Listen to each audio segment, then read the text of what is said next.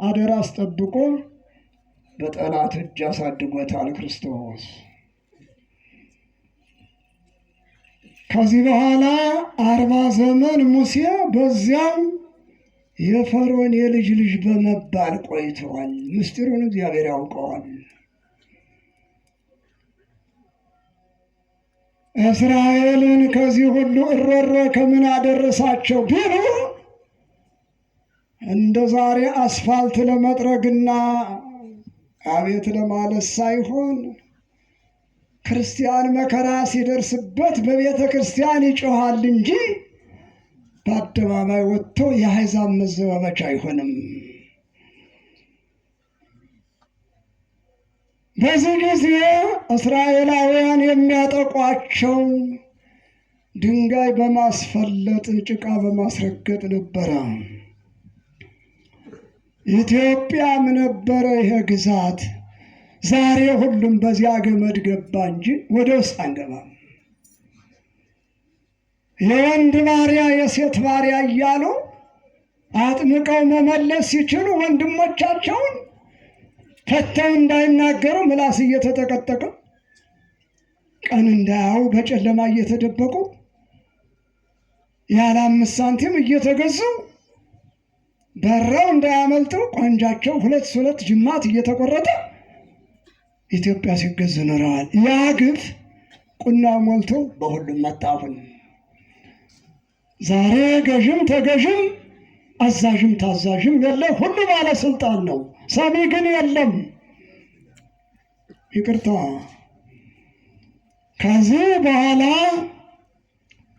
ያቺ የቀን ሰራተኛ ራሔል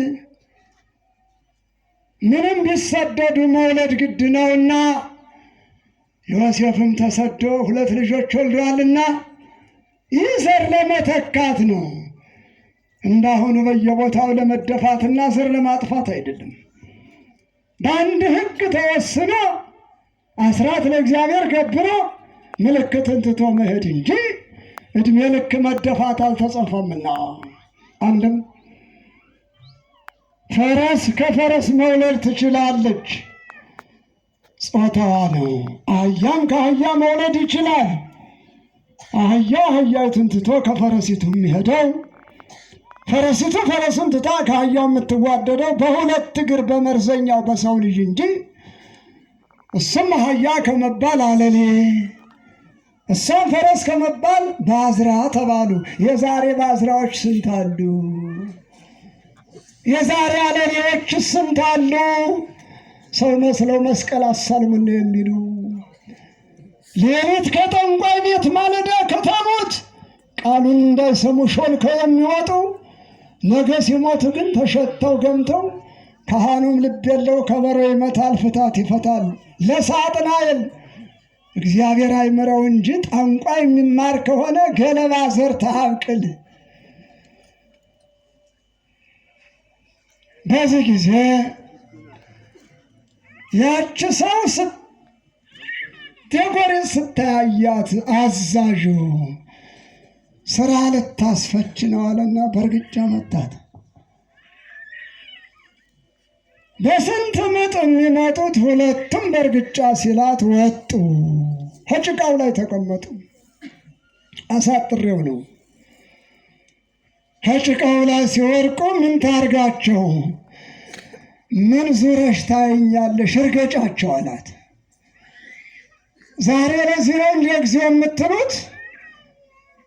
በፈረንጅ ሴራ ማህፀን የምትዘጉትስ፣ የተረገዘውን አወጣችሁ ሽንት ቤት የምትከቱትስ፣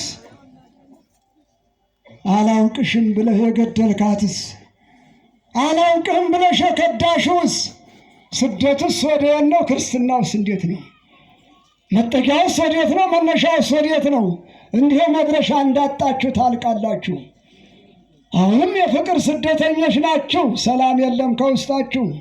ሁሉም የጎሪጥ እየተያየ ነው ያለው። እንደተናከስን እናልቃለን።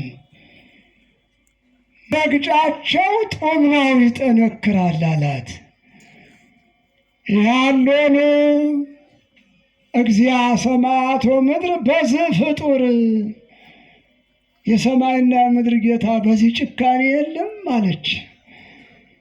ቀልጠፍ አለና ቅዱስ ሚካኤል ከፊቷ የሚወርደውን እንባ ደገፈው፣ አልፈሰሰበትም፣ ከጌታ ፊት አደረሰው። በሷ ምህላ እግዚአብሔር ሰማ። እነዚያም ልጆች ተረገጡ፣ የጭቃ ማቡኪያ ሆነው ቀሩ። በዚህ ጊዜ ጌታ ወደ የት ሄደ? ወደ ሙሴና ወደ አሮን መልእክት ወረደ። እስካሁን የቀጠቀጥቃቸው ይበቃሃል፣ ልቀቃቸው፣ ሕዝቦችን የኔ እንጂ አንተ ሀብት የለህም በሉት። ዛሬ ሰው ሥጋ ወደሙ ተቀበል ይለዋል ቄሱ። የት ነበርክ ግን